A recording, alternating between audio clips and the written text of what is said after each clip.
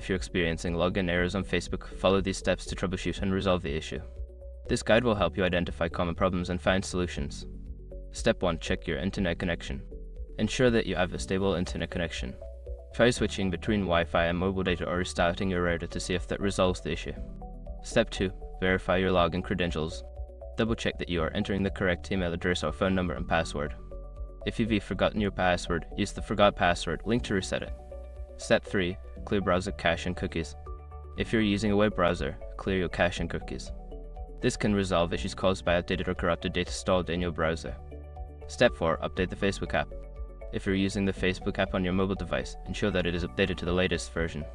Go to your device's App Store, search for Facebook, and install any available updates. Step 5. Check for account issues. Before starting recovery, use the SROC.com link in the description to open the account recovery checklist generator and make sure your verification details are ready. By following these steps, you should be able to fix most login errors on Facebook.